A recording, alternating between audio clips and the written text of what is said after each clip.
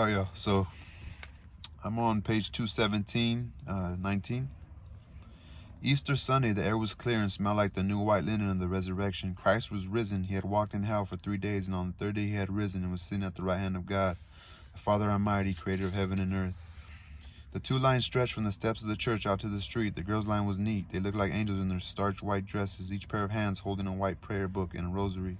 The boys' line was uneven, fidgeting nervously. We pulled out our ties and tugged at the tight-fitting jackets. We did not hold our prayer books or rosaries in palm hands. Around us, proud parents smiled at each other, waiting for the priest to open the doors. From time to time, a mother would move the line and strain this or that on a nervous kid.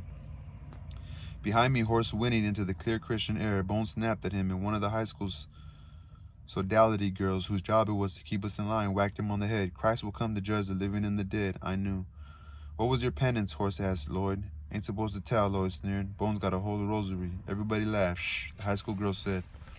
Hey, there's Florence. Florence was standing against the wall, sunning himself in the morning sun that was just now beginning to warm the cool morning. He's going to hell, Rita whispered next to me, and Agnes agreed. Humph. The horse neighed nervously at the mention of hell. His large teeth chomped hard, and a white spittle formed around the edges of his mouth. The air smelled of fresh-cut hay. Up in the bell tower, the pigeons ducked and bobbed at each other and sang their soft, cooing song. Christ was risen. He was in the holy chalice awaiting us. I heard Rita's confession, Abel bragged. You damn liar, Rita hissed back. Black spot on your soul, Lloyd said and shook his finger at us. Shh, the high school girls warned us. She hit Bones again. She hit him hard because I could hear her knuckles striking the bone of his skull, an exclamation when it hit her. The door's opening, someone whispered. Father Burns stood at the entryway, smiling, surveying his flock. The parents returned his smile. They were pleased that he had done so well with us. I turned and looked at my father and mother in Ultima. Then the line started moving forward. Remember your instruction, the high school girl threatened us. Don't go drop God on the floor, Bones volunteered as he went by, and she whacked him again. We had been told to take the host carefully in our tongue and swallow it immediately.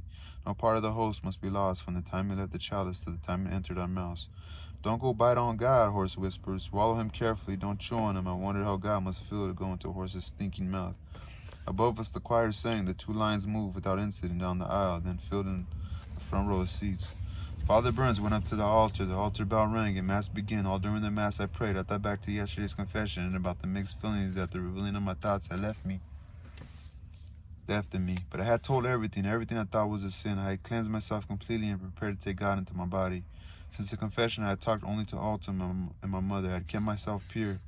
On the altar, the priest began the ceremony of changing the bread into flesh and the wine into blood, the body and blood of the risen Christ. Soon he would be with me, in me, and he would answer all the questions I had to ask. The altar bell tinkled, and we knelt. We bowed our heads and with our right fist softly beat our hearts, saying we believed in the mystery taking place before our eyes. It's blood now, Abel whispered when the priest raised the chalice with the wine, and his thin voice mixed mysteriously into the ringing altar bell. I peeped and saw the chalice raised high into the cooing of the pigeons, into the mystery of the sky. Horse spit on the floor. Blood, the blood of Lupito, the blood of Narciso, winding its way along the river, crying on the hills of the Llano. Florence said it's wine, and the priest drinks it because he's a wino, Lloyd said. Florence said he wouldn't eat God, Bones nodded. I looked again and saw the flat, round piece of bread the priest held up. That thin wafer was becoming God. It was becoming flesh. Bread made flesh. Meat, Bones growled. No, Bones, not like that, I nodded my head. Somehow I couldn't understand. The mystery was beginning to escape me. I shut my eyes tightly and prayed for forgiveness. It's time. What? It's time. The priest is waiting. Chingada. Opened my eyes and stood. My heart was pounding. Was I ready? The line filled towards the altar railing. We knelt clumsily at the railing and tucked our hands beneath the white cloth that stretched over the top. The priest was at the far end of the railing. The girls were getting the communion first. There was still time to pray. Oh my God, I'm sorry for all my sins, because it displeased thee, Lord, who art all good and deserving. Shh, the high school girl said. We waited quietly. Then the priest came to our side. The girls were already filing back to their seats. The altar boy held the gold platter under each chin. The priest mumbled something in Latin and placed the host on the tongue. He moved fast. Out of the corner of my eyes, I saw Bones jump up and push his finger into his mouth. The host had stuck to the roof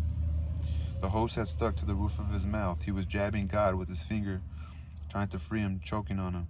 And suddenly the priest was in front of me. I caught a glimpse of the small white wafer, the risen Christ, and then I closed my eyes and felt the host placed on my tongue.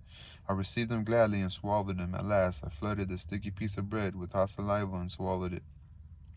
God, now I would know the answers. I bowed my head and waited for him to speak to me. Tony. Yes, I cried. Go on. It was the kid poking me. The line's moving. Bones passed by me, still finger in his mouth. I was holding up the line, confusing them. I moved quickly to get back in step.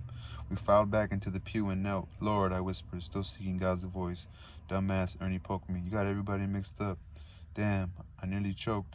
Bones whimpered through watery eyes. I closed my eyes and concentrated. I had just swallowed him. He must be in there. For a moment, on the altering railing, I thought I had felt his warmth, but then everything moved so fast. There wasn't time just to sit and discover him like I could do when I sat on the creek bank and watched the golden carp swim in the sun-filtered waters. God, why did Lupito die?